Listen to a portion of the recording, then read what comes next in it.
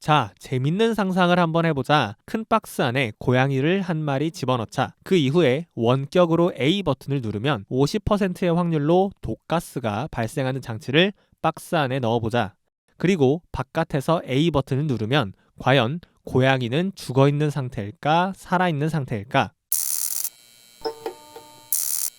다들 한 번쯤은 들어봤을 슈레딩거의 고양이 실험이다. 1920년대와 1930년대 과학계를 가장 괴롭혔던 이슈는 양자역학의 출현이었다. 양자역학은 간단히 말하면 우리는 우주라는 어떠한 물리적 법칙이 적용되는 시스템에 살고 있고 우리가 그것을 관측하지 않으면 우주는 그 값을 계산하지 않는다는 것이다. 말이 너무 어려운가? 무슨 소리냐면 우리가 아까 그 고양이 실험에서 상자를 열어보지 않는 한 고양이는 죽은 것도 아니고 산 것도 아니고 죽어있는 상태와 살아있는 상태가 중첩되어 있다는 것이다.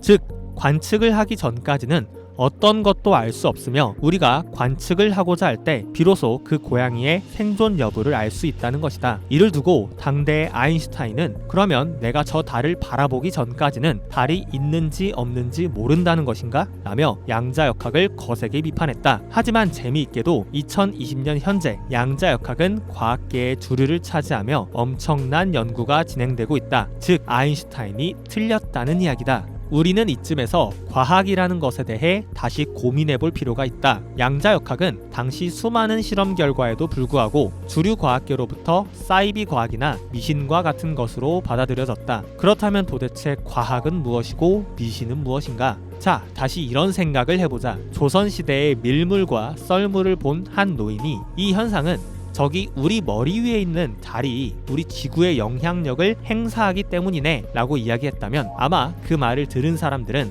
노인이 드디어 미쳤다며 깔깔대고 웃었을 것이다. 그리고 노인이 이런 말을 했다는 소문이 쫙 퍼지고 사람들은 그건 미신이라며 노인을 정신 나간 사람 취급했을 것이다. 그 이후 우리는 과학의 발전을 통해 그 노인의 말이 진실이었다는 것을 증명할 수 있게 되었다. 다시 묻겠다. 과학은 무엇이고 미신은 무엇인가?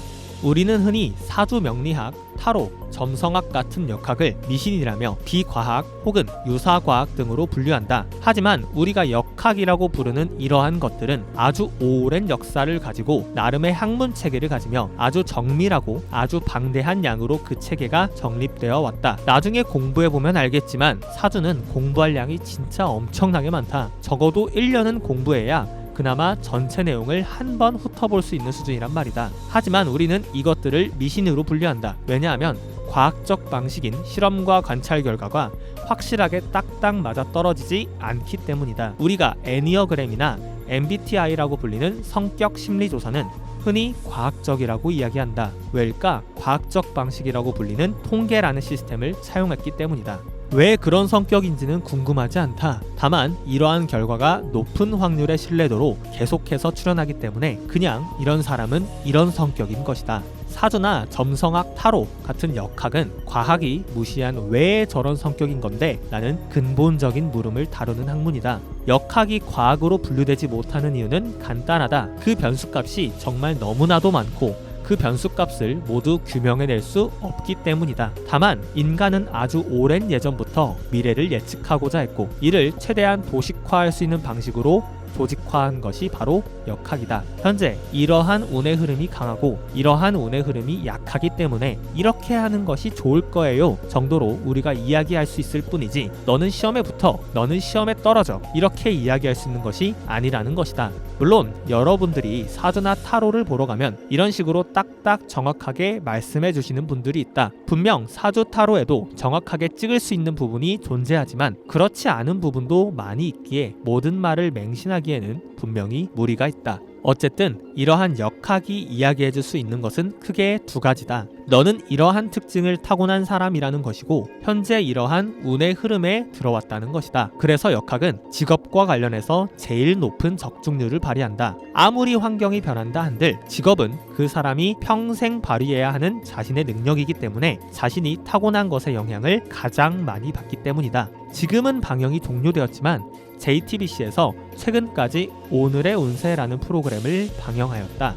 이 프로그램은 사주명리학, 점성학, 관상학, 성격 심리학 전문가들이 나와서 데이트를 하는 두 남녀를 나름의 방법으로 분석한 후 이들이 어떠한 직업을 갖고 있을지, 둘이 결국 연인이 될지를 맞추는 그러한 종류의 프로그램이었다. 놀랍지 않은가? 태어난 연, 월, 일시를 통해 그 사람이 어떠한 직업을 갖고 있을지 예측할 수 있다? 정말 말도 안 되는 이야기다. 하지만 이들은 그 말도 안 되는 일들을 해낸다. 특히 점성학자의 경우 남자 쪽의 직업을 10번 연속 맞추는 등 진짜 말도 안 되는 예측들을 해냈던 것이다. 지금까지 우리가 한 말들을 정리해 보자면, 과학은 우리가 논리적이고 합리적이라고 이야기하는 실험 방식과 관찰을 통해 통계적으로 수치화할 수 있는 것들을 이야기한다. 그렇다면 미신은 무엇인가? 위에서 우리가 이야기했던 양자역학이 그 당시에는 미신이었으며 달이 조수간만의 차를 일으킨다는 노인의 말이 바로 미신이었다.